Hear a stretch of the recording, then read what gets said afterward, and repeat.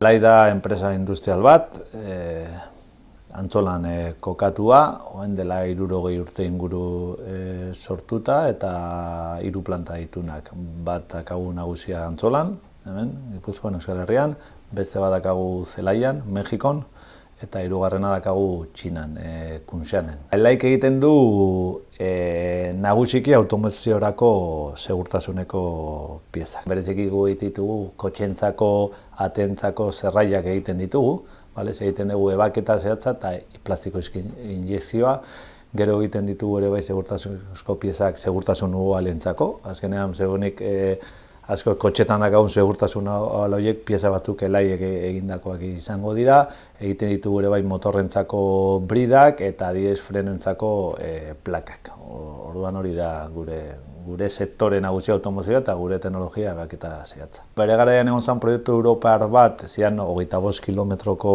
tunel erraldoi bat, eta da nolabait partikulen azeleregailu bat egiteko, eta hor gu parte hartu genuen proiektu horretan bezero aleman baten eskutin, eta azkenean egin genuen, hau bezalako hau dira nolabait tutuak 25 kilometroietan lotura dakate, eta lotura horretan konjuntua egin genuen gu, 7 milioi pieza hauetakoak, eta izan zen, kriston erronka teknologikoa eta kalidadezkoa. Horotara ibiltzen gaz, 700 langile, gaur egun 700 langile inguru. 220 bat Antzolan, 400 bat Mexikon, egia da Mexikokoa, merkatuan abera juten da gorago edo berago, 500 langiletan ere bai ibili gea, eta Txinan momentu enten dazkagu 50 langile. Hor sartu dugu gure hizkuntza, euskera, sartu dugu gure kultura, gure balorea, gure territorioa, gure pertsonak, eta azkenean horrekin egin dugu, zein da Elaik munduari begira egin nahi duen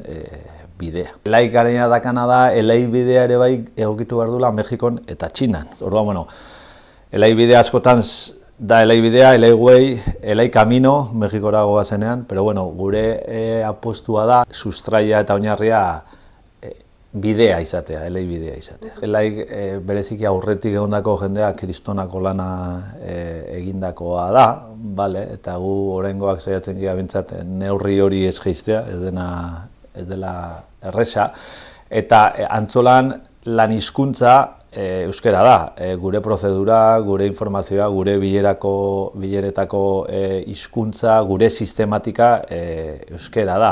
Egia da gero bezeroekin, nagusiki ingelesez aritzen garela, frantsesez, alemanez edo espainolez tokatzen dana, baina ingelesa ere bai bezeroekin oso nagusia da.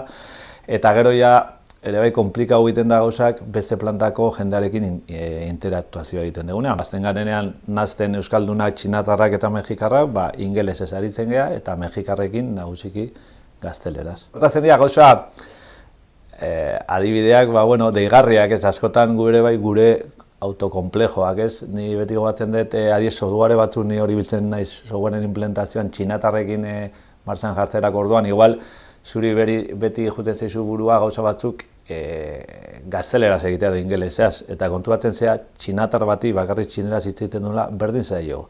Adibidez, osagai batzuen izenak, jartzea euskeraz, ingelesez edo gazteleraz. Txineraz ez den bitartean, berari berdin zaio. Eta adibidez zela, gure osagaien deskribapenak txinako langileak euskeraz sartzen dituzte. Porque, berai berdin zaie, ingelese, euskera edo gaztelera. Eta gu euskeraz dazkagunez hemen, bereek ere euskeraz egiten dituzte. Bada lan ohiturak aldatzearena, eta industrian lan ohiturak oso erderaz edo ingelesez koak dira, orduan niztet hori aldatzea zaila da. Niztet lan ohitura horiek aldatzea eta horrekin lotuta sistematika bat edukitzea, oso nekeza da eta zaila da, eta askotan gure bai makinak jasotzitugunean, gure makinak asko dira Alemaniakoak, Japonekuak, eta azkenean dena dago ingelesez edo dena lakoa, orduan hori guztia euskerara eramatea, da niztet zaila eta esfortzu bat egin behar da. Bai, nire bai ez, bintzat eleiri lagundu diote. Traktoreak izan gaitezken enpresen multzo bat egiten du, eta hori importantea da, pues, ikusten zea, zure alegina egiten ari zea, baina ez da izolatua, beste jende bat ari da alegin hori egiten. Gainera horrek ematen du gune bat elkar ezagutzeko eta elkarlanean aritzeko. Bisualizatzen du kanpoan dauden batentzako, ez da berdina ikustea, zer da hori, edo ikustea enpresa batzuk handiak eta referenteak izan daitezkenak, hor elkarlanean. Niztet hori ariketa kolektibo bat izan behar da, porque, bakoitzak ere gero gertatzen dena da, industrian ere bai daude horrelako ekimena, baina gero dago egunerokotasuna, dago merkatua, daude bezeroak, dena erditik eramaten dutela. Bereziki gauza bat egin behar dena da, ematen dien urrats gutxi edo asko horiek sisteman sartu eta sistematizatu. Ez badezu hori egiten, izango dezu bolada bat nun bi urrats emango dituzu, gero etorriko da olatu, merkatuen olatua, eta eramango ditu bi urrats horiek atzera berri. Zentzu praktikora eraman da, ze industrian asko gero bestelak eta zenbakiak agindu egiten dute, esateko, zu lortzen bali medezu ondo txertatuta egotea zure inguruan eta zure hizkuntzan, zure baloretan, horrek ere bai, balio erantzi bat ematen diola zuri enpresa bezala. Euskara balorekin eta zure izarekin lotuta, ezarela enpresa neutro bat munduan egon daiteken milioiak bezala, niretzako balio bat ematen dizu.